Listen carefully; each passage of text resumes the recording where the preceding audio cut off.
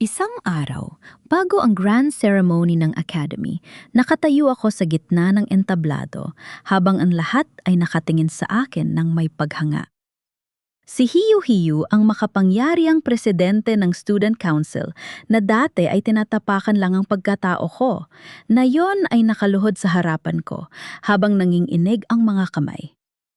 Nginitian ko siya ng mapait at bumulong ako na sapat na para marinig ng lahat. Ang akala nyo ay basura ako na galing sa putik, pero ang putik na tinapon nyo sa akin ang siyang lulunod sa inyong lahat na yon. Huwag mong pangaraping maging prinsesa ni Yana. Anak ka lang ng isang labandera. Ang dumi mo ay hanggang sa buto at hinding-hindi mababago ng kahit anong magic school ang baho ng pinanggalingan mo. Ang mga salitang iyon ni Doña Victoria ay parang mga saksak ng kutsil, yun na bumaon sa dibdib ko. Nakatayo ako sa tapat ng malaking gate ng Obsidian Academy, suot ang tanging maayos na damit na meron ako, habang sa paanan ko ay nagkalat ang mga gamit ko na itinapon niya mula sa kanyang mamahaling sasakyan. Naramdaman ko ang panlalamig ng aking mga daliri. Gusto kong sumigaw, gusto kong lumaban, pero ang lalamunan ko ay tila barado ng libu-libong tinik. Hindi ako makahinga ng maayos. Ang tanging naririnig ko lang ay ang mabilis na tibok ng puso ko na parang tambol na nababasag. Lumingon ako sa gilid at nakita ko si Nanay Rosa. Nakayuko siya, pilit na pinupulot ang aking mga lumang notebook sa putikan. Ang kanyang mga kamay na magaspang at puno ng sugat dahil sa paglalaba gabi-gabi para lang maipon ang pambayad po sa matrikula ay nanginginig sa takot at hiya. Bakit ganito ang mundo? Bakit ang mga taong may pilak sa bibig ay may karapatang tapakan ang danggal naming mga naghahanap lang ng pag-asa? Nanay Rosa sacrificed everything. Ibinenta niya ang huling alaala ni tatay ang kanyang gintong singsing para lang may pangbaon ako sa unang linggo ko rito. At nayon, sa harap ng gate ng pangarap ko, hinuhubaran kami ng danggal ng babaeng ito. Doña Victoria, pakiusap po, huwag ang anak ko. Ang boses ni nanay ay halos pabulong na puno ng pait. Huwag kang magmakaawa, Nay. Pakiusap, huwag kang luluhod sa harap niya. Ang bawat pagyuko ni nanay ay parang pagguho ng mundo ko. I felt my soul crumbling into tiny sharp pieces. Masakit. Sobrang sakit na makitang ang taong pinakamamahal mo ay hinahamak para lang sa kinabukasan mo. Biglang tumunog ang malaking kampana ng academy. Ito na ang huling tawag para sa mga bagong estudyante. Kung hindi ako papasok ngayon, mawawala ng saysay ang lahat ng sakripisyo ni nanay. Pero paano ako lalakad papasok kung ang bawat hakbang ko ay pinagtatawanan ng mga mayayaman na nakapaligid sa amin? Niana, ano pang tinitingnan mo dyan? Pumasok ka na. Ang dumi-dumi mo na, baka mahawa pa ang ibang mga bata rito. Muling sigal ni Doña Victoria habang gumagamit ng panyo para takpan ang kanyang ilong. Sa gitna ng kaguluhan, isang maliit na figura ang lumabas mula sa gate. Si Hiyu-Hiyu. Ang kanyang muka ay parang isang inosenteng bata, pero ang kanyang mga mata ay malamig pa sa bangkay. Tumingin siya sa akin pagkatapos ay sa nagkalat kong gamit. Is this the new scholar from the slums Obsidian House is really becoming a trash bin, right? Sabi niya sa isang malambing na boses na nakakapangilabot. Hindi ko na kaya. Ang galit na kanina pa nakakulong sa dibdib ko ay biglang sumabog. Hindi ito ang plano ko. Dapat ay maging tahimik lang ako. Pero nang makita ko ang isang mapanuyang ngiti sa labi ni Hiyu-Hiyu habang tinititigan ng sapatos ni nanay na butas-butas may kung anong puwersa na dumaloy sa mga ugat ko. Kinuha ko ang aking enrollment paper, ang papel na tanging hawak ko para mabago ang buhay namin. Pinunit ko ang dulo nito sa harap nila, isang aksyon na alam kong pagsisisihan ko pero hindi ko mapigilan. Hindi nyo kailangang itapon ang gamit ko dahil ako mismo ang papasok sa paaralang ito. Hindi para maging katulad nyo kundi para ipakita sa inyo kung gaano kayo kabulok sa loob. Tumalikod ako kay nanay. Ang aking mga mata ay puno ng luha na hindi ko hinayaang pumatak sa harap nila. Tumakbo ako, papasok sa gate, iniwan ang lahat, bit-bit ang isang sumpa sa aking sarili. Hinding-hindi ko hahayaang mapunta sa wala ang bawat patak ng pawis ni nanay. Ang bawat hakbang ko palayo, sa gate palayo kay Nanay Rosa, ay parang pagpunit sa sarili kong puso.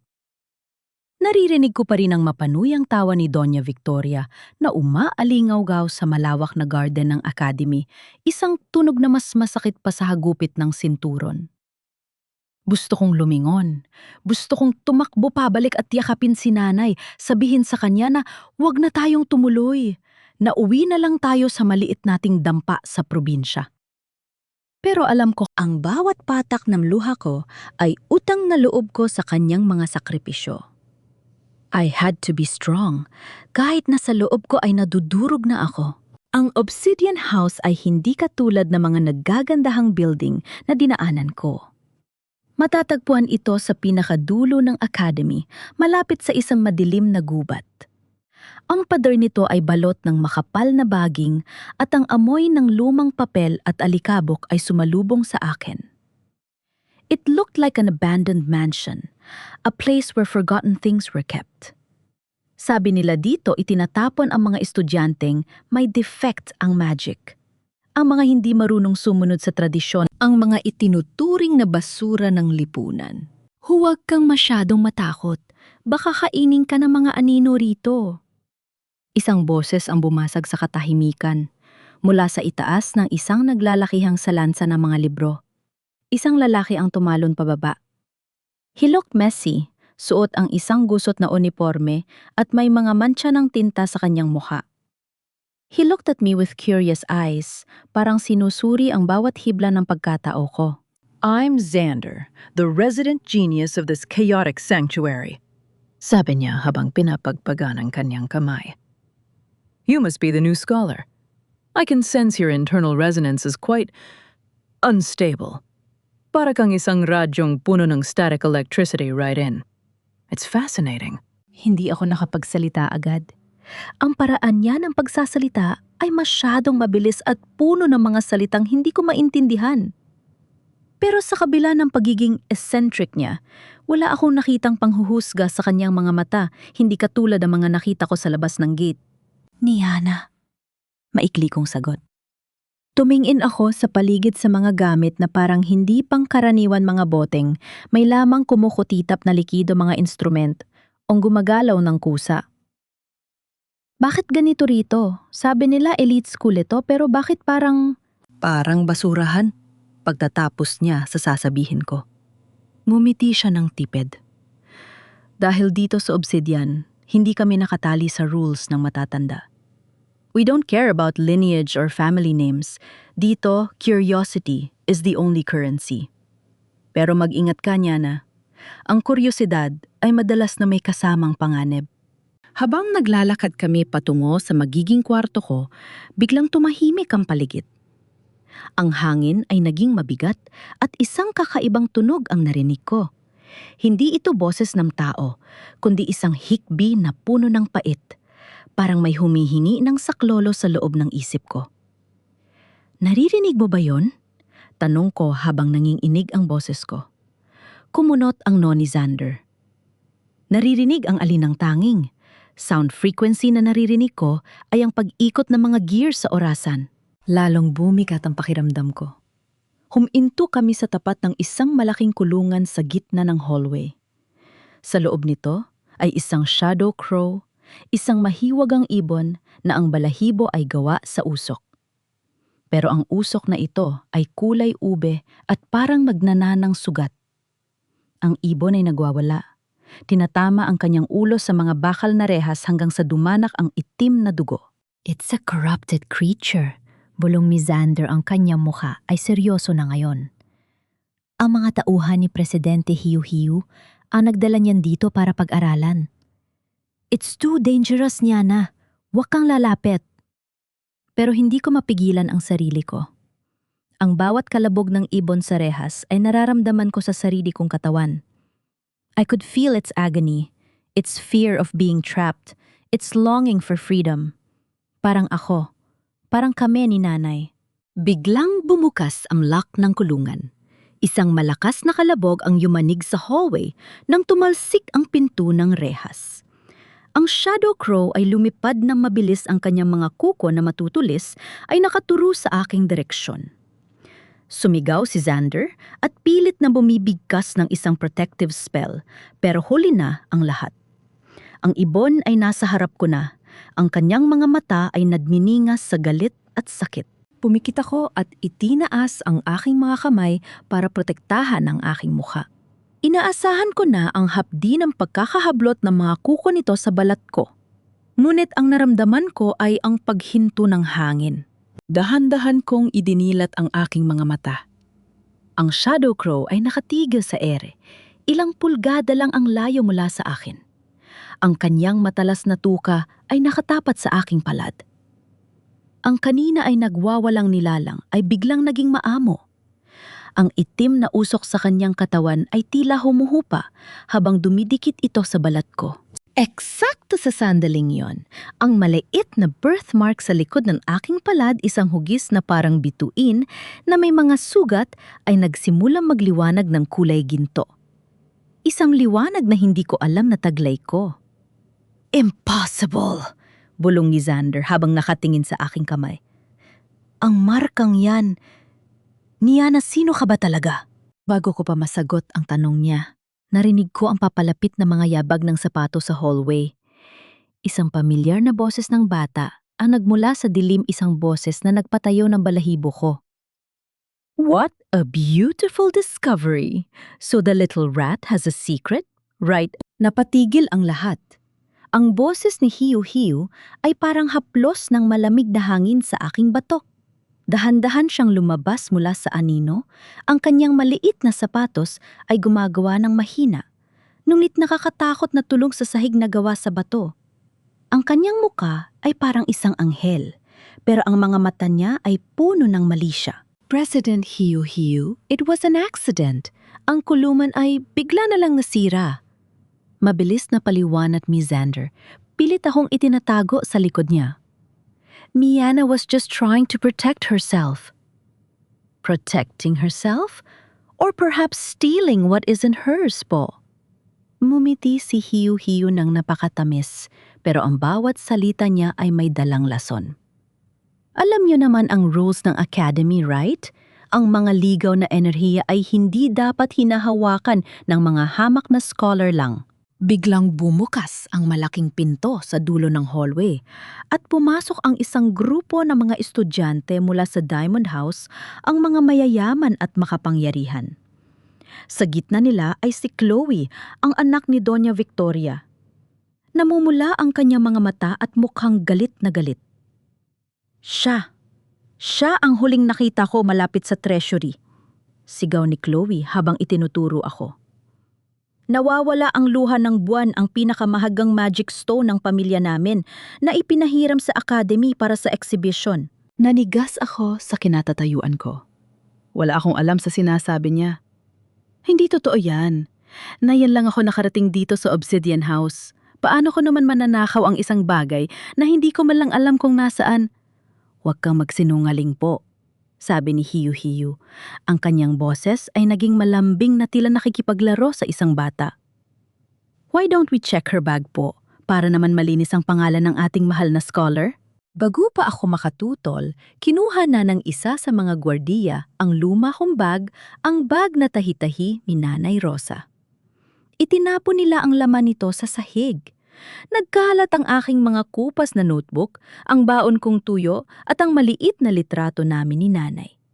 At doon sa gitna ng aking mga abubot ay gumulong ang isang asul na bato na nadminingning ng napakaliwanag. Ang luha ng buwan. I knew it, magnanakaw ka talaga, sigaw ni Chloe. Lumapit siya at sinampal ako ng napakalakas. Ganyan ba kayong mga mahihirap? Pagkatapos kayong tulungan na nanakawan pa kayo? Namamanhid ang aking pisngi. Nararamdaman ko ang init ng dugo sa loob ng aking bibig, pero mas masakit ang hiya na nararamdaman ko. Hindi para sa sarili ko, kundi para kay Nanay Rosa. Ang danggal na pilit niyang itinaguyod ay dinudumihan ng mga taong ito sa isang iglap lang. Luhod! Utos ni Hiyu-Hiyu. Ang kanyang boses ay wala ng halong biro. Luhod ka sa harap ni Chloe at humingi ng tawad po. Baka sakaling hindi ka namin ipapakulong at sipaing palabas ng academy. Tumingin ako sa paligid. Ang mga estudyante ay nagbubulungan, ang ilan ay kumukuha pa ng video gamit ang kanilang mga gadget. Nakita ko si Xander na gustong lumapit pero pinigilan siya ng mga gwardya. Niana, please. Just do it for now. Bulong ni Xander, ang kanyang mga mata ay puno ng pag-aalala. Nararamdaman ko ang panginginig ng aking mga tuhod. Ang bigat ng titig ni Hiyu-Hiyu ay parang isang malaking bato na pumipilit sa akin na bumagsak. One kneel and everything might stop.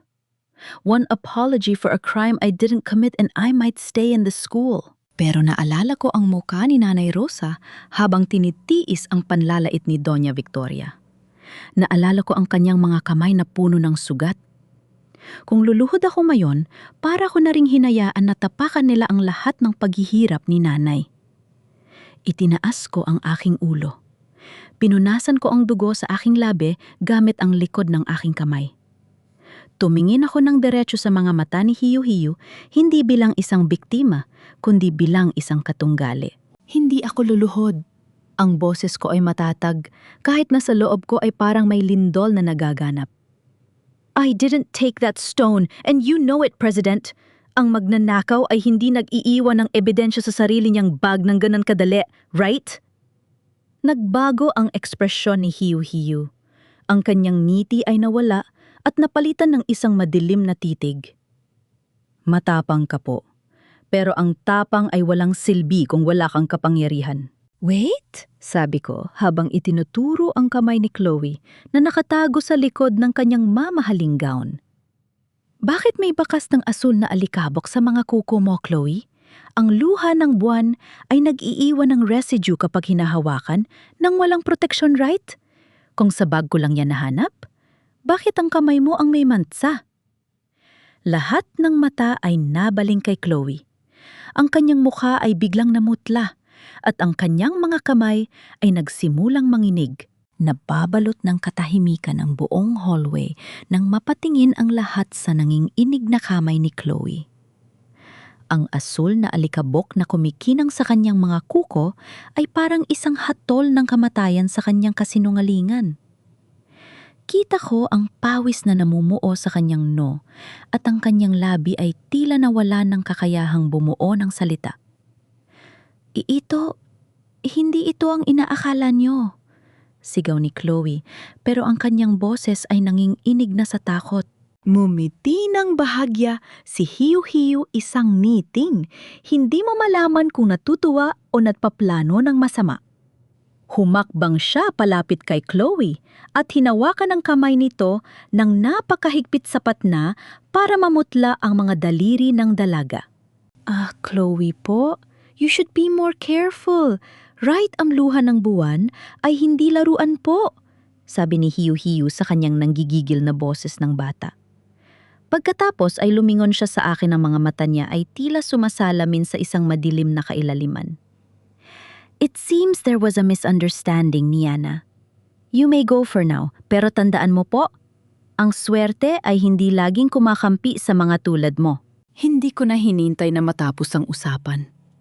Mabilis kong kinuha ang aking mga gamit na nagkalat sa sahig, ang bawat notebook na tahi-tahi ni Nanay, ang tuyo na baon ko, at ang litrato namin na bahagyang naapakan.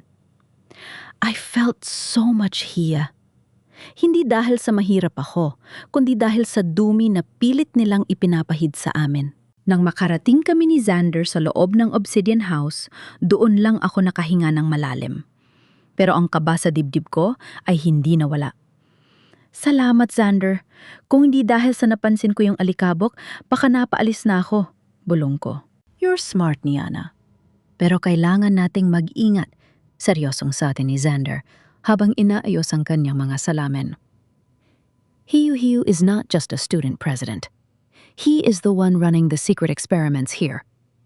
Ang Shadow Crow na nakita mo kanina, isa lang yun sa marami. They are draining their mana, translating it into pure energy for something dark. Pero bakit? Para saan? Tanong ko. I don't know yet, but I suspect the source of the corruption is in the restricted area sa ilalim ng top ng obsidian. Sagot niya. At may nararamdaman akong koneksyon mo sa lahat ng ito, Niana. That birthmark on your hand, it's a key. Hindi ako makatulog ng gabing yun. Ang bawat kaluskos ng hangin sa bintana ay parang boses ni nanay na tumatawag sa akin. I decided to follow Xander's lead. Sa gitna ng gabi, dahan-dahan kaming lumabas sa aming mga kwarto. Ang dilim ay tila kumakain sa bawat sulok ng academy at tanging ang mahinang liwanag mula sa wand ni Xander ang nagsisilbing gabay namin. Pumasok kami sa isang pinto na nakatago sa likod ng malaking library. Habang bumababa kami sa isang paikot na haddan ng amoy ng luma at nabubulok na bagay ay lalong tumitindi, naririnig ko ang mahihinang hikbi hindi mula sa tao, kundi mula sa mga nilalang na tila nawawalan na ng hininga. Nang marating namin ang pinakailalim, tumigil ang mundo ko. Sa gitna ng isang malawak na silid, may mga kulungan na nakahilera. Sa bawat kulungan ay may mga mahiwagang hayop, mga unicorn na wala ng sungay, mga diwata na punit na ang mga pakpak at ang shadow crow na nakita ko kanina. Lahat sila ay nakakabit sa mga itim na tubo na tila sumisipsip sa kanilang buhay. Diyos ko po! Ang tanging nasabi ko habang nararamdaman ko ang panlalamig ng aking buong katawan. This is massacre! Naglakad ako palapit sa isang mesa sa gitna ng silid na puno ng mga dokumento. May mga butel, yang may lamang itim na likido ang vials of corrupted mana. Pero may isang bagay na kumuha ng atensyon ko. Isang maliit na piraso ng tela na nakasabit sa gilid ng mesa. Kinuha ko ito at tinitigan ng mabuti sa ilalim ng mahinang liwanag. Ang aking kamay ay nagsimulang manginig nang makita ko ang burda sa gilid ng tela.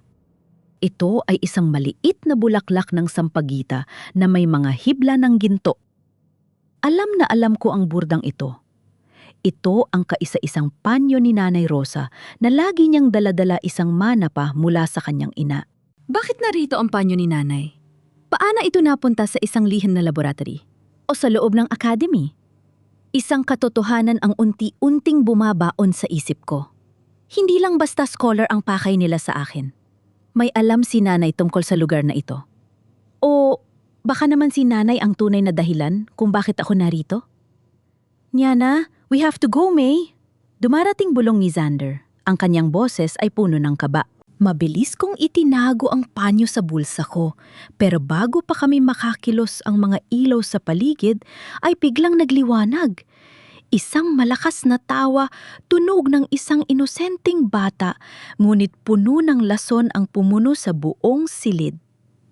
Mula sa itaas ng hagdan, nakatayo si Hiyu-Hiyu. Hawak niya ang isang maliit na manika at ang kanyang mukha ay may suot na isang nakakatakot na ngiti. Found you po, sabi niya habang dahan-dahang bumababa sa hagdan. I knew you were curious, Niana, pero ang kuryosidad ay madalas na nagdadala sa atin sa hukay, right? Sabi ko na nga ba hindi sapat ang isang babala para sa isang tulad mong matigas ang ulo po? Ang boses ni Hiyu-Hiyu ay tila isang malalamig na daliri na gumagapang sa aking likuran. Dahan-dahan siyang lumapit, ang kanyang anino ay humahaba sa sahig ng laboratory o na tila isang dambuhalang sasakmal sa amin ni Xander.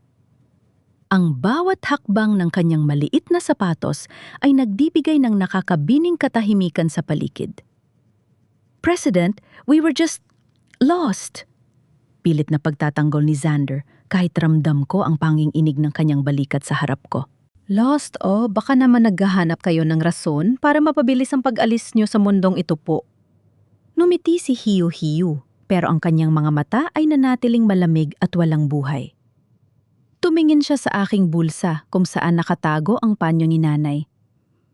May mga bagay na mas mabuting manatiling nakabaon sa dilim niya na. Dahil kapag nalaman mo ang katotohanan, baka hindi mo kayanin ang bigat, right? Hindi niya kami ipinakulong. Hindi niya rin kami isinumbong sa mga gwardya.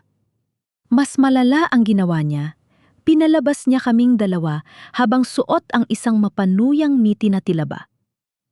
Ang pagkakahuli sa amin ay bahagi lang ng isang laro kung saan siya ang laging panalo. Pagbalik ko sa aking maliit na kwarto sa Obsidian House, bumagsak ako sa kama. Nanginginig ang aking mga kamay habang inilalabas ko ang panyo ni nanay. Ang bawat hibla nito ay amoy. Sampagita ang amoy ng aming bahay, ang amoy ng pagmamahal ni nanay. Bakit ito naroon? Bakit ang isang lab-andera mula sa probinsya ay may koneksyon sa madilim na sikretong ito? Biglang tumunog ang aking lumang cellphone. Ang pangalan ni nanay, Rosa, ang lumabas sa screen. Hello? Nene, ayos lang po ba kayo? Mabilis kong tanong, halos hindi na ako makahinga sa kaba. Niana, anak. Ang boses ni nanay ay mahina, parang galing sa malayo.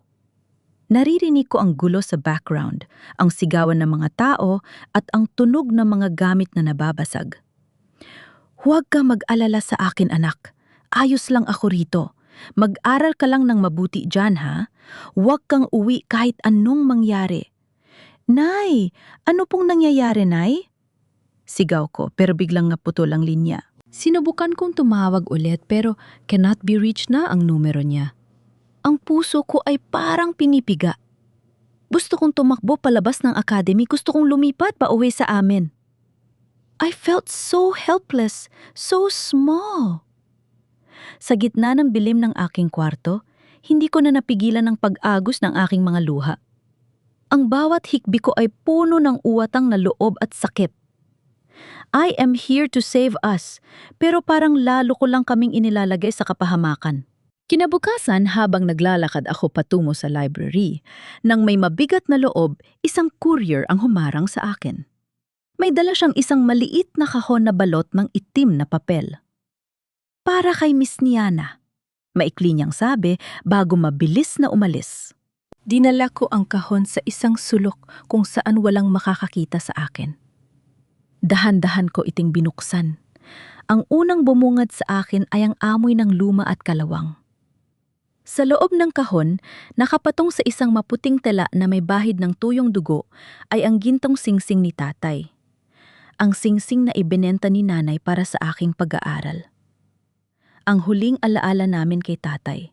Pero hindi na ito ang dating singsing. Ito ay binaluktot, pinadpira-piraso at tila sinadyang sirain ng husto. May kasama itong maliit na sulat na may sulat kamay ng isang bata. Ang mga bagay na pinahahalagahan mo ay kasing daling sirain ng iyong pangarap po. This is just a reminder, Niana. Stay in your place or the next thing that breaks won't be a ring, right? Nabitawan ko ang kahon. Ang mga piraso ng ginto ay gumulong sa sahig gaya ng pagguho ng huling pag-asa ko sa katahimikan. Hindi lang ito babala, ito ay isang deklarasyon ng giyera.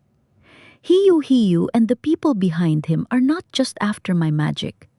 They want to break my soul. Napahawak ako sa aking dibdib, pilit na pinapakalma ang aking sarili. Ang sakit ay unting napapalitan ng isang mainit at nagliliyab na galit. Galit para sa sapatos ni nanay na butas-butas, galit para sa singsing ni tatay na sinira nila, at galit para sa lahat ng mga taong naniniwala na ang kapangyarihan ay nagbibigay sa kanila ng karapatang manakit ng kapwa. I will not stay in my place, bulong ko sa hangin, ang aking mga mata ay nagniningas na ngayon sa determinasyon. Hinding-hindi ko hahayaang mapunta sa wala ang bawat sakripisyo ni nanay. Bababagsakin ko kayo kahit anong mangyari. Hindi ko na kaya magtiis pa. Ang bawat tipak ng binaluktot na ginto sa palad ko ay nagpapaalala sa akin na habang nananatili akong tahimik, lalong lumalakas ang mga taong gustong pumatay sa aming pag-asa. Bit-bit ang panyo ni nanay at ang sirang singsing tinungo ko ang pinakasulok ng academy, ang lumang imbakan ng mga labada, kung saan madalas makita si Manang Sita, ang matandang tagapagsilbi na tila ba anino na lang sa paaralang ito. Manang Sita, pakiusap po. Kailangan kong malaman ang totoo. Ang boses ko ay nanginginig, hindi dahil sa lamig ng gabi, kundi dahil sa kaba na baka ang sagot na mahanap ko ay mas masakit pa sa sugat na nararamdaman ko ngayon. Bakit narito ang panyo ng nanay ko? Ano ang kinalaman ni Doña Victoria sa pamilya namin? Tumigil si Manang Sita sa pagtutupi ng mga lumang kumot. Ang kanyang mga mata na malabo na ay tumitik sa akin ng matagal puno ng lungkot at takot. Dahan-dahan niyang kinuha ang panyo mula sa aking kamay at hinaplos ang burdang sampagita. Akala ko ay hinding-hindi nababalik ang amoy na ito rito. Bulong niya ang kanyang boses ay parang kaluskos ng mga tuyong dahon. Ang iyong ama si Leon, siya ang pinakamatalino at pinakamabait na anak na nagtatag ng paaralang ito. He was the rightful heir of the Obsidian legacy ni Yana. Nanigas ako. Parang huminto ang pag-ikot ng mundo ko. Anong sinasabi niyo ang tatay ko ay isang simpleng magsasaka sa probinsya? Iyon ang pinaniwala sa inyo ni Rosa para protektahan kayo? Patuloy ni Manang Sita habang kinukuha ang isang lumang litra na nakatago sa loob ng kanyang suot. Si Leon at si Victoria ay magkapatid. Pero dahil sa inggit at kasakiman sa kapangyarihan, nakipagsabwatan si Victoria sa mga madidilim na puwersa para paalisin ang iyong ama. Pinadbintakan nila si Leon na gumagamit ng forbidden magic para matanggalan siya ng mana at itaboy palabas ng academy. I felt a sudden coldness crawling up my spine.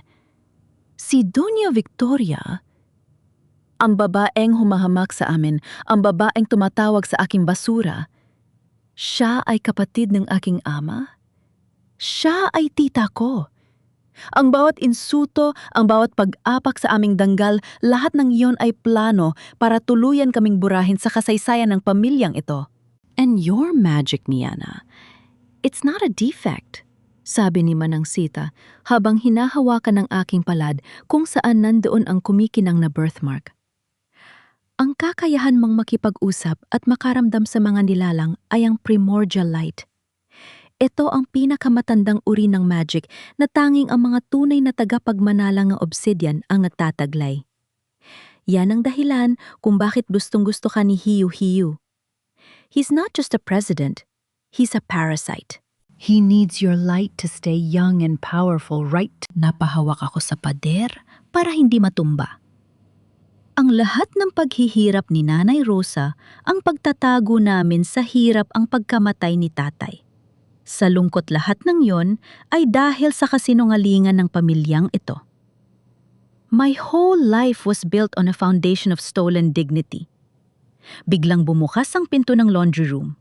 Isang figura ang nakatayo doon, suot ang kanyang mamahaling gown at ang mapanuring tingin na tila ba pag-aari niya ang bawat hininga ko. Si Doña Victoria. So nalaman mo na rin ang liim na matagal nang nabulok po. Ang boses ni Victoria ay puno ng sarkasmo at sa likod niya ay lumabas si Hiyu-Hiyu hawak ang kanyang pamilyar na manika. Hayop ka! Ang tanging nasabi ko. Ang aking mga mata ay nagniningas na sa galit. Magkadugo tayo pero hinayaan mong mamatay ang sarili mong kapatid sa hirap? Hinamak mo kami ni nanay na para mga basahan? Ang dugo ay walang silbi kung wala itong kapangyarihan ni Yana. Sagot ni Victoria habang dahan-dahang lumalapit. Ang iyong ama ay mahina. Pinili niya ang isang labandera kaysa sa korona ng obsidian. At ikaw, isang mansa ka lang sa aming pangalan na dapat nang labhan at itapon. Victoria po, easy lang, sabi ni Hiyu-Hiyu nang may nakakatakot na ngiti. We still need her light, right? Huwag muna nating sirain ng laruan hanggat hindi pa natin nakukuha ang baterya sa loob. Itinaas ko ang aking kamay. Ang birthmark sa aking palad ay nagsimulang magliwanad, hindi na ito mahina kundi isang matalim at nakakasilaw na gintong liwanag na yumanig sa buong silid. Sa unang pagkakataon, nakita ko ang takot sa mga mata ni Victoria. Hindi niyo ako laruan! Sabi ko ang boses ko ay tila kulog na nagmumula sa kailaliman ng aking pagkatao. Ako ang tunay na may-ari ng lugar na ito. At sisiguraduhin ko na ang bawat patak ng luha ni Nanay Rosa ay babayaran nyo ng inyong sariling danggal. Humarap ako kay Hiyu-Hiyu. Ang aking liwanag ay unting bumabalot sa kanya. You want my light, President? Sige, kuhanin mo. Pero siguraduhin mong kaya mong sunugin ang sarili mo sa katotohanang dala nito po. Ang buong academy ay nababalot ng makukulay na banderitas at kumukutitap ng mga mahiwagang ilaw para sa taunang Grand Fiesta ng Obsidian. Amoy, lechon bibingka at kung ano-anong masasarap na pagkain ang humahalimuyak sa hangin. Pero sa loob ko tila may isang madilim na bagyo na namumuo. Kahit anong ganda ng paligid, ang bawat tawa ng mga estudyante ay parang insulto sa sakit na nararamdaman ko mula nang malaman ko ang katotohanan tungkol sa aking ama. Niana, kailangan mong kumain. You look like you're about to collapse right. Sabi ni Xander habang inaabutan ako ng isang platito ng kakanin. Kahit siya ay halatang pagod na sa pag-aaral kung paano pigilan ang korupsyon sa underground lab. Hindi ko kaya, Xander. Sa tuwing nakikita ko si Doña Victoria na naglalakad na parang reyna sa gitna ng plaza, naalala ko si nanay na naglalaba sa ilalim ng ulan. Bulong ko. Ang fiesta na ito ay para sa kanila, hindi para sa atin. Nasa gitna na kami ng pagdiriwang nang biglang magbago ang ihip ng hangin. Ang mga makukulay na ilaw ay biglang naging itim at kulay ube. Ang masayang tugtugan ay napalitan ng isang nakakanghilong tunog ng pagkabali ng mga bakal. Sa gitna ng Grand Ballroom, biglang bumuka ang sahig at lumabas ang mga shadow crows at iba pang mga nilalang na naging halimaw dahil sa komtot ni Hiyu-Hiyu. Nagkagulo ang lahat. Sigawan, takbuhan at pag-iyak ang pumuno sa academy. Anong nangyayari po? Sigaw ni Hiyu-Hiyu habang nakatayo sa isang mataas na balkona. Ang kanyang boses na dati ay parang bata, na yon ay puno ng otoridad at malisya. Ang mga halimaw na ito, daling sila sa Obsidian House, si Niana at ang kanyang mga kasama ang nagpakawala sa kanila para sirain ang fiesta, right? Magsisinungaling ka pa rin hanggang ngayon? Sigaw ko habang pilit na iniiwasan ang pag-atake ng isang nagwawalang nilalang. Huli na ang lahat, Niana. Halakak ni Doña Victoria mula sa likod ng mga gwardya. Mayong gabi, tatapusin na namin ang kahihiyang dala ng pamilya mo sa academy na ito. Isang dambuhalang shadow beast na may taas na halos 10 talampakan at may mga matatalas na kuko na parang espada ang biglang lumitaw sa likuran ko. Hindi ko ito napansin dahil sa sobrang galit ko kay Victoria. It was about to strike me down. Ramdam ko na ang init ng hininga nito sa aking batok. Niana, ilag!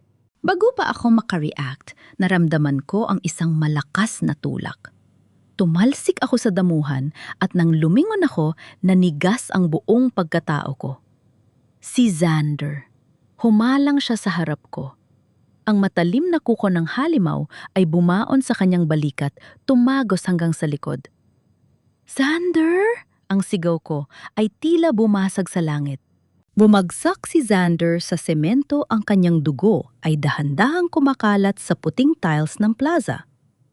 Napakapit siya sa braso, kung ang kanyang mga mata ay pilit na idinidilat sa kabila ng tindi ng sakit. Tumakbo ka na.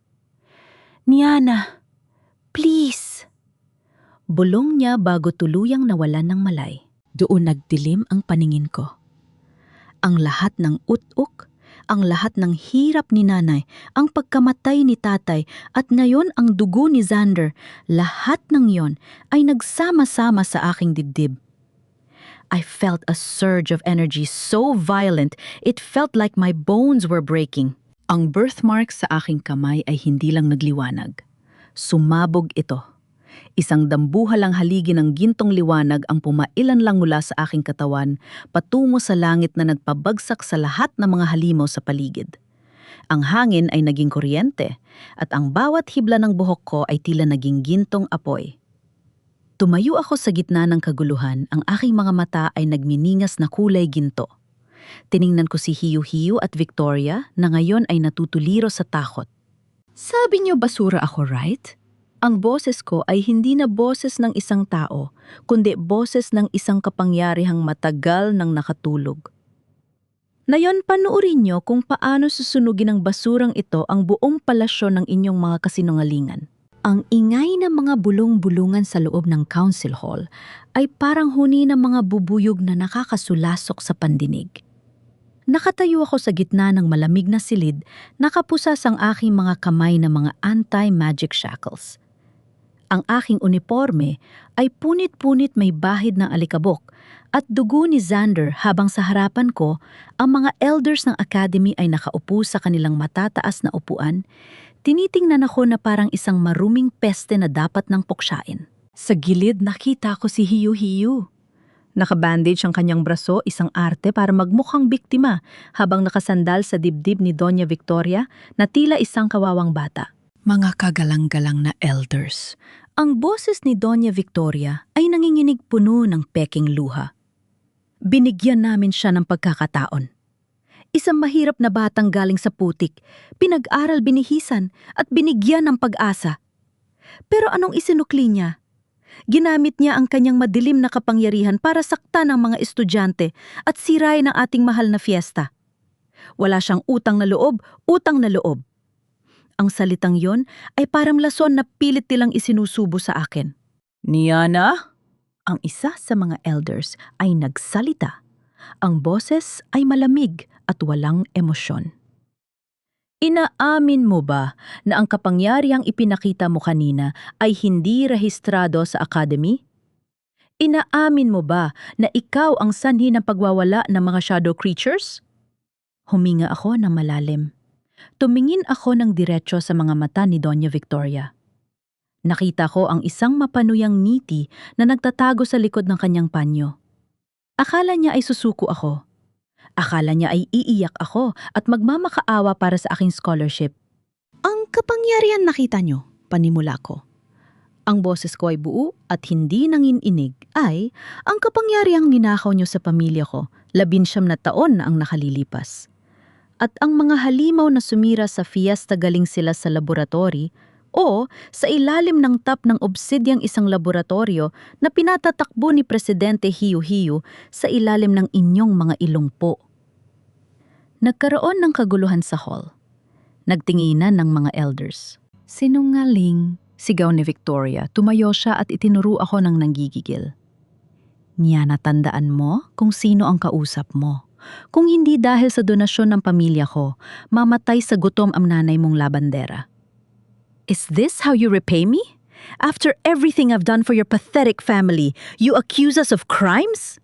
Lumapit si Victoria sa akin dahan-dahan hanggang sa maramdaman ko ang amoy ng kanyang mamahaling pabango. Isang amoy na sumasagisag sa lahat ng kasinungalingan niya. Umalis ka na rito, Niana? Bulong niya sapat na para ako lang ang makarinig. Pirumahan mo ang confession paper na ito, aminin mo ang kasalanan mo, at hahayaan kong mabuhay ang nanay mo sa probinsya. Huwag mo nang hintayin na pati siya ay mawala sa'yo, right? Nararamdaman ko ang panginginig ng aking kamao sa loob ng posas. Ang sakit ng pagkakatraidor ng sariling kadugo ay mas matindi pa sa sugat ng kahit anong magic. Pero hindi na ako ang batang takot sa anino ni Victoria. Sinasabi niyo na may utang na loob ako sa inyo. Sabi ko ng malakas sapat na para marinig ng lahat ng naroon. Sinasabi niyo na tinulungan niyo kami. Inilabas ko mula sa aking bulsa ang mga piraso ng gintong binaluktot at sinira. Ibinagsak ko ang mga ito sa mesa sa harap ng mga elders. Ang tunog ng gintong tumatama sa kahoy ay tila isang hatol. Ito ba ang tulong na sinasabi niyo po? Tanong ko habang nakatitig kay Victoria. Ito ang singsing ng tatay ko. Ang singsing na ibinenta ni nanay para sa matrikula ko. Ipinadala niyo ito sa akin na parang basura, durog at wasak gaya ng tangka ninyong pagsira sa dangal namin. Nanahimik ang buong hall. Maging ang mga elders ay tila napatigil nang makita ang mga piraso ng ginto. Ang utang na loob ay ibinibigay sa mga taong may puso, Doña Victoria.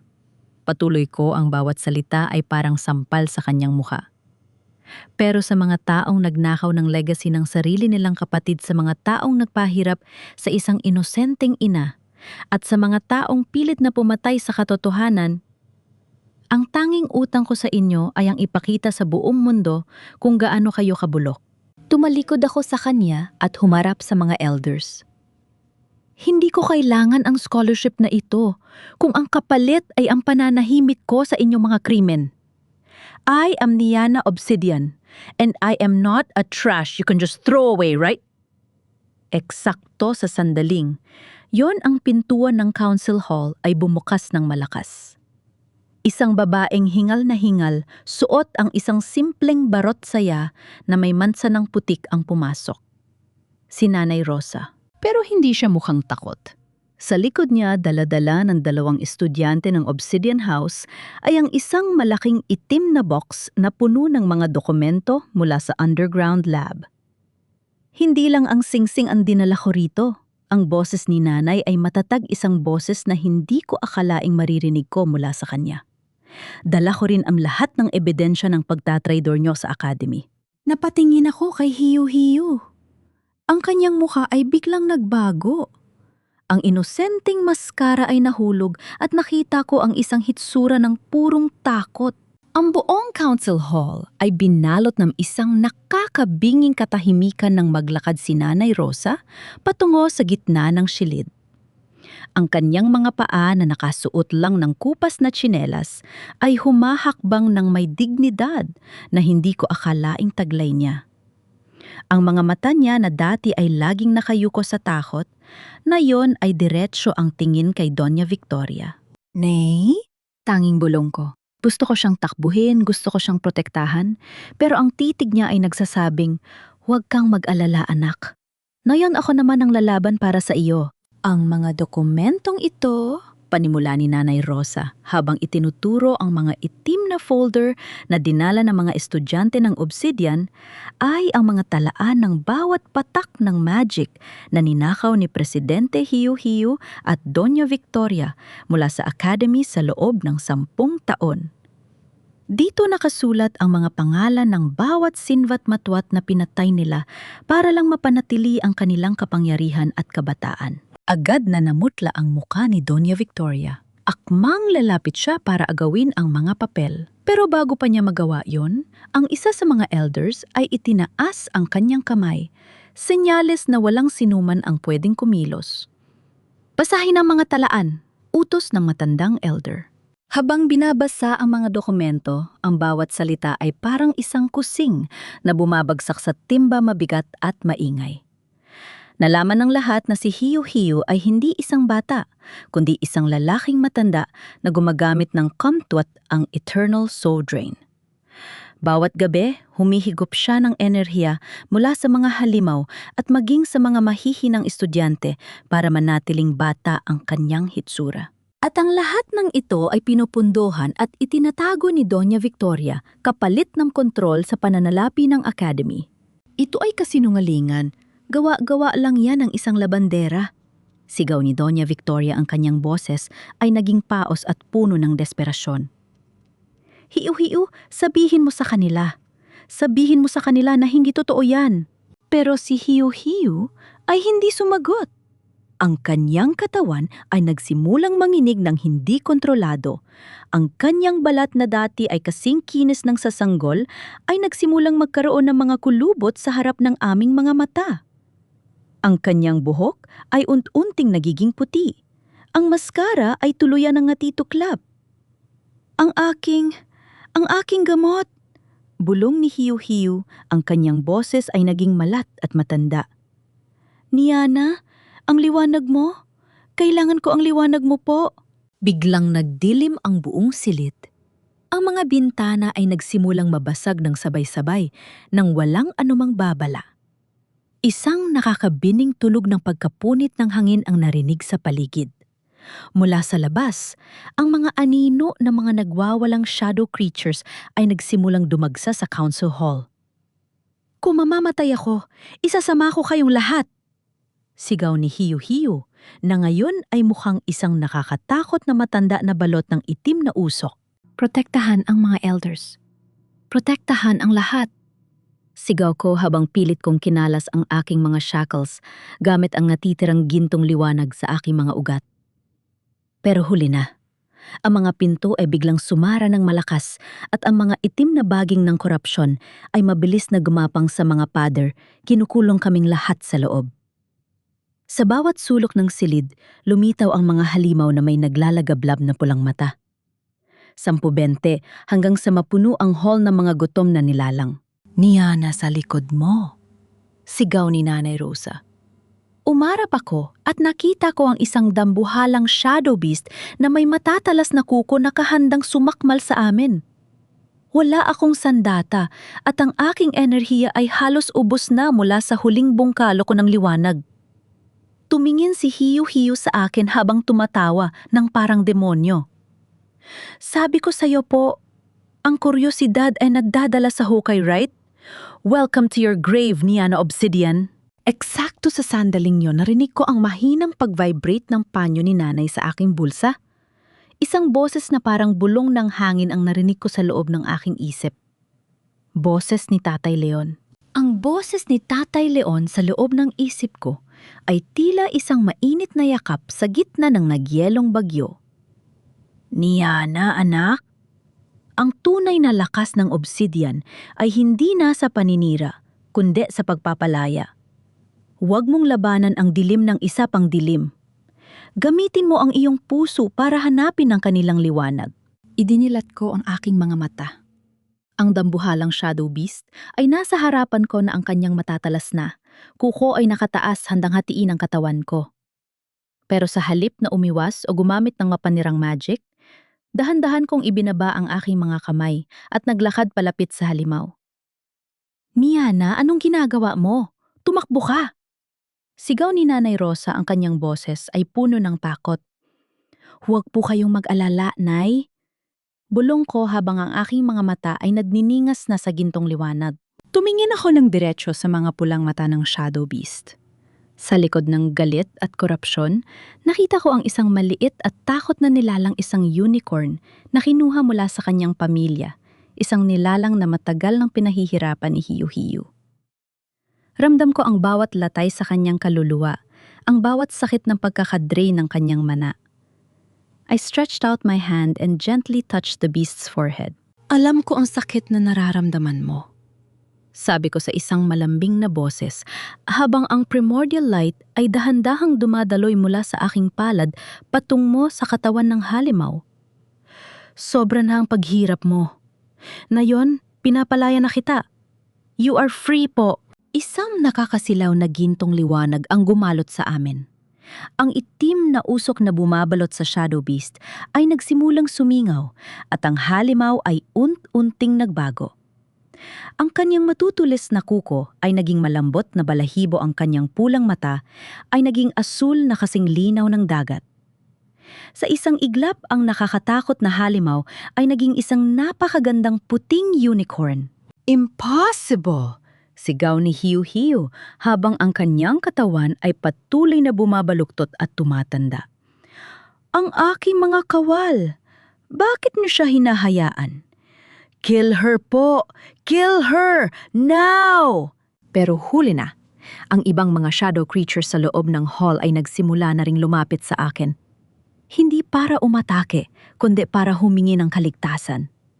Isa-isa ipinatong ko ang aking kamay sa kanila. Ibinibigay ang aking liwanag para linisin ang kanilang mga sugat. Ang council hall na kanina ay mukhang isang impyer. No ngayon ay tila naging isang mahiwagang harden na puno ng mga nagliliwanag na nilalang. Hiyu-Hiyu, wala na ang kapangyarihan mo, sabi ko habang naglalakad palapit sa kanya. Ang bawat buhay na ninakawan mo ay malaya na ngayon.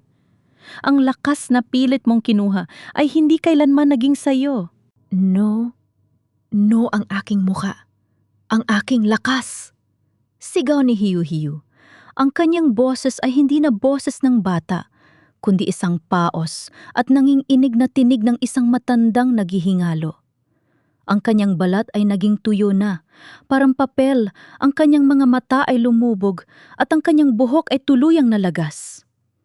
Sa harap ng lahat, ang dakilang presidente ng student council ay naging isang dambuhalang kalansay na balot ng balat, isang anyo na sumasalamin sa kabulukan ng kanyang kaluluwa. Victoria, tulungan mo ako po, pagsusumamo ni Hiyu-Hiyu kay Doña Victoria habang gumagapang siya sa sahig. Pero si Doña Victoria ay hindi gumalaw. Sa halip na tulungan ang kanyang kasabwat, dahan-dahan siyang umatras patungo sa isang lihim na pinto sa likod ng entablado. Ang kanyang mukha ay puno ng pagkamuhi at takot. Wala akong kilalang hiyu-hiyu, sabi ni Victoria ng may matigas na boses. Lahat ng krimen na ito ay kagagawan niya. Ako ay isang biktima rin dito. Tita Victoria, right? Hinarap ko siya, ang bawat salita ko ay may dalang bigat ng katotohanan. Ganyan ka ba talaga? Pagkatapos mong gamitin ang lahat para sa sarili mong kapakanan, tatalikuran mo sila kapag wala na silang silbi? Just like what you did to my father? Huwag mong banggitin ang pangalan ng kapatid ko. Sigaw niya, ang kanyang mga mata ay nanlilisik. He was a traitor. He deserved to die in poverty. Ang tanging traidor dito ay ikaw. Ang boses ni Nanay Rosa ay umalingaw-ngaw sa buong hall. Lumakad siya sa tabi ko at hinawakan ang aking kamay. Ninakaw mo ang lahat kay Leon. Ninakaw mo ang kinabukasan ng anak ko. Pero ngayon, tapos na ang pananakot mo. Eksakto sa sandaling, iyon ang mga gwardiya ng Academy, kasama ang mga matataas na opisyal ng Magic Police ay pumasok sa hall. Nakita nila ang lahat ng anyo ni Hiyu-Hiyu, ang mga ebidensya sa mesa at ang pagtatangkang pagtakas ni Victoria. Doña Victoria, you are under arrest for treason, illegal soul draining, and multiple crimes against magical creatures. Sabi ng hepe ng mga gwardiya. Bitawan niyo ako. Hindi niyo alam kung sino ang kinakalaban niyo. Sigaw ni Victoria habang kinakaladkad siya palabas. Niana, hinding-hindi ka magtatagumpay. Basura ka pa rin. Basura! Pinanood ko silang ilabas sa hall. Ang sigaw ni Victoria ay unting nawala na palitan ng tahimik na paghikbi ng mga estudyan. Ngayon lang, natahahan sa lahat ng nangyari. Tumingin ako kay Xander na ngayon ay dahan-dahang ididilat ng kanyang mga mata habang inaalagaan ng mga medical staff. Numiti siya sa akin ng mahina at alam kong magiging maayos ang lahat. Bumagsak ako sa aking mga tuhod, hindi dahil sa panghihina, kundi dahil sa matinding kaginhawaan. Ramdam ko ang kamay ni Nanay Rosa sa aking balikat. Tapos na anak, bulong niya. Maluwalhati na ang tatay mo sa kabilang buhay. Naibalik mo ang danggal ng pangalan natin. Umiyak ako sa bisig ni Nanay, hindi luha ng sakit, kundi luha ng kalayaan. Sa unang pagkakataon sa loob ng maraming taon, naramdaman ko na sa wakas kami ay ligtas na. Ang bawat sulok ng isolation ward sa ilalim ng Magic Police Headquarters ay amoy gamot at lumang alikabok. Nakatayo ako sa harap ng isang makapal na glass partition, tinitingnan ang lalaking naging bangungot ng buhay ko sa loob ng ilang buwan. Hindi ko na makilala si Hiyu-Hiyu. Wala na ang inosenteng mukha ng bata. Wala na ang nagningning na mga mata. Ang nakaupo sa loob ay isang matandang lalaki na halos kalansay na lang ang balat ay parang tuyong dahon na anumang oras ay madudurog. Ang bawat paghinga niya ay parang tunog ng isang sirang instrumento o hinihipan. Niana, pumunta ka talaga po. Bulong niya, ang boses ay mahina at paos, pero naroon pa rin ang familiar na po na dati ay puno ng lason, na yon ay puno na ng panghihina. Gusto lang kitang makita sa huling pagkakataon. Sabi ko, ang boses ko ay matatag. Walang galit, walang tuwa. Tanging isang malalim na pagod ang nararamdaman ko. Gusto kong itanong, bakit kailangang umabot sa ganito? Tumingin siya sa kanyang nanginginig na mga kamay. Alam mo ba, Niana, bago ako naging presidente, bago ako naging makapangyarihan, isa rin akong basura po. Ipinanganak akong walang manainiwan sa isang madilim na bodega ng sarili kong mga magulang dahil ako ay isang kahihiyan sa pamilya. I spent years in the dark, cold and alone, praying for a light that never came, right? Napatigil ako. Ito ang lihim na hindi alam ng kahit sino. Nang mahanap ko ang kamtut, naging gahaman ako po. Takot na takot akong bumalik sa dilim. Takot na takot akong tumanda at mamatay na walang nakakaalala sa akin. Akala ko kapag kinuha ko ang liwanag ng iba, hinding-hindi na ako mag-iisa po. Huminga siya ng malalim, isang paghingang puno ng pait. Pero ang totoo, Mas naging madilim ang paligid ko habang lalo akong nagnanakaw ng buhay. Ang pinagdaanan mong hirap ay hindi sapat na rason para manakit ng iba, hiyo-hiyo? Sabi ko ng may halong awa pero hindi ko binabawi ang hustisya. Galing din ako sa dilim, pero pinili ni nanay na maging liwanag para sa akin sa halip na lamunin kami ng galit. Swerte mo ni Yana. Dahil may rosa ka po, huling bulong niya bago siya dahan-dahang pumikit. Hindi siya namatay, pero alam kong ang kanyang natitirang mga araw ay gugugulin niya sa loob ng 4 na sulok ng selda kasama ang mga anino ng kanyang nakaraan. Lumabas ako ng ward at doon ko nakita si Doña Victoria. Nilalabas siya mula sa courtroom, nakapusas ang mga kamay. Wala na ang kanyang mamahaling gown. Suot na niya ang orange na uniforme ng preso. Ang mga tao sa paligid, mga dating kaibigan niya sa alta lipunan ay tumatalikod sa kanya. Ang hiya na pilit niyang iniiwasan sa buong buhay niya ay ngayon ay nakabalot sa kanya na parang isang sumpa. Niana, sabihin mo sa kanila. Sabihin mo na nagkamali lang sila. Sigaw ni Victoria nang makita ako. I am a doña. Hindi ako pwedeng makulong kasama ang mga kriminal na ito. Hindi ko siya sinagot. Tinitigan ko lang siya hanggang sa ang kanyang mga sigaw ay mapalitan ng mga hikpi ng desperasyon. Ang babaeng itinuring ang aming pamilya nga mantsa ay nayon ang siyang mantsa sa kasaysayan ng academy. Naglakad ako palabas ng building kung saan naghihintay si Nanay Rosa. Katabi niya si Xander na nakatayo na kahit may benda pa sa balikat. Ang sikat ng araw ay tumatama sa aming mga mukha. Handa ka na bang bumalik sa Obsidian? Tanong ni Xander, may kasamang pilyong ngiti. Marami pang kailangang ayusin. At balita ko, may bagong dean na itatalaga ang mga elders. Sino? Tanong ko. Ikaw ang gusto nila, Yana. Pero sabi ko, kailangan mo muna ng mahabang bakasyon sa probinsya. Tawa ni Xander. Yinakap ko si nanay ng mahigpit. Naiuuwi muna tayo. Ipapagawa natin ang bahay natin. At hinding-hindi na tayo maglalabas sa ilalim ng ulan para lang mabuhay. Salamat, anak. Bulong ni nanay habang hinahaplos ang buhok ko. Salamat dahil hindi ka sumuko. Habang nakasakay kami sa jeep ni pauwi, tiningnan ko ang birthmark sa aking kamay. Hindi na ito nagliliyab ng marahas. Ang liwanag nito ay naging malambot at payapa. Sa wakas, ang Mia na obsidian na dati ay tinitingnan bilang basura, ay natagpuan na ang kanyang tunay na tahanan. Hindi sa isang tap na gawa sa bato, kundi sa isang pusong puno ng danggal at pagmamahal.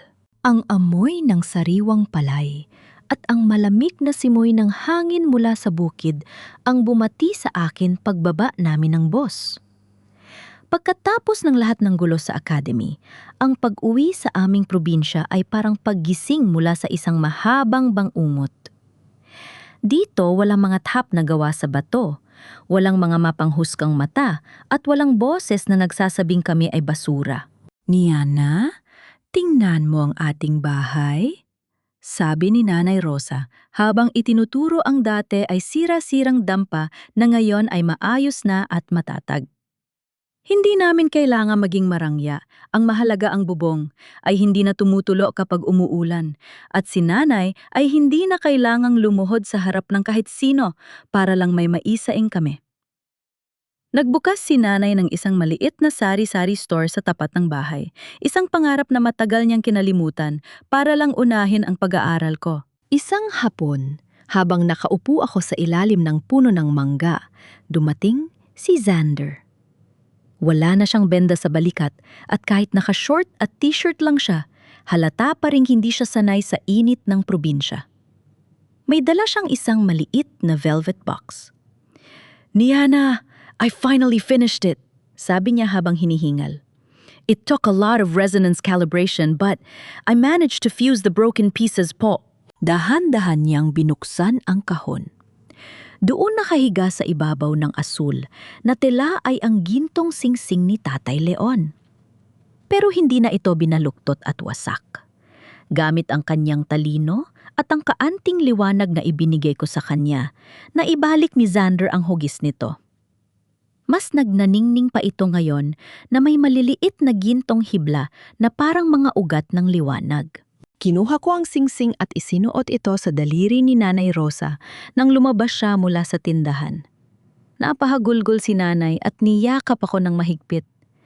"Salamat anak. Salamat Leon." Bulong niya sa hangin.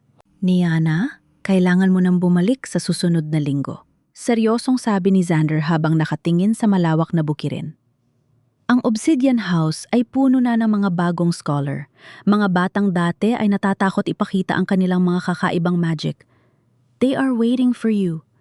Sabi ng mga elders, ikaw ang magiging mukha ng bagong kurikulum. Ngumiti ako. Hindi na ako natatakot. Bago kami bumalik sa syudad, pumunta muna kami sa simbahan ng barangay para magpasalamat. Doon nakita ko ang maraming mga kapitbahay na dati ay umiiwas sa amin dahil sa hiya ng pagiging mahirap. Ngayon, lumalapit sila para magmano kay nanay at batiin kami. Ninitian ko lang sila. Hindi ko kailangan ng kanilang paghanga sapat na sa akin nang alam ko ang aming katotohanan. Si Doña Victoria at Chloe balita ko ay tuluyan nang na-confiscate ang kanilang mga ari-arian para bayaran ang mga pinsalang ginawa ni Hiyu-Hiyu.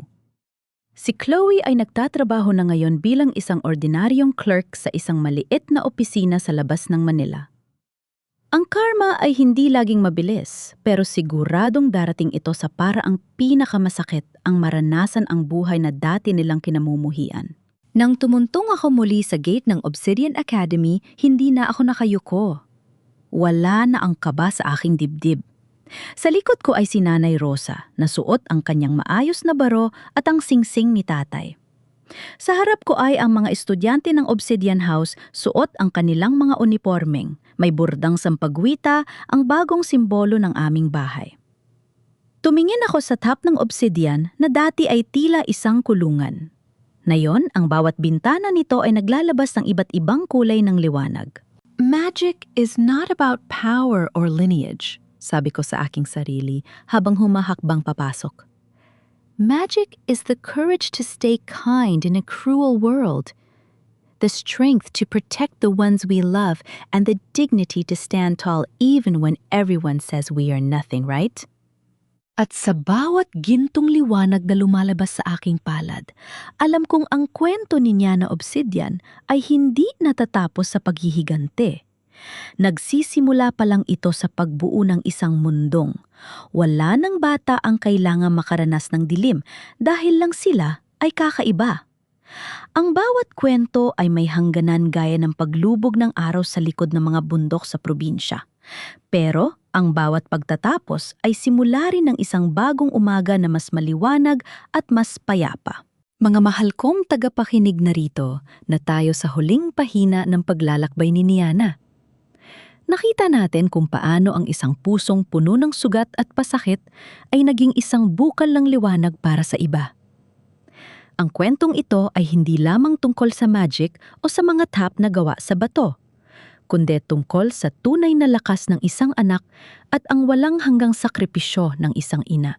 Naalala ko pa ang bahaging yon sa chapter 5 na matanggap ni Niana ang wasak na singsing ng kanyang tatay. Napakasakit, hindi ba? Parang nadurog din ang puso ko habang isinusulat yon. Dahil sa totoong buhay, marami sa atin ang nakakaranas na wasakin ng ating dangal ng mga taong akala natin ay mas makapangyarihan sa atin.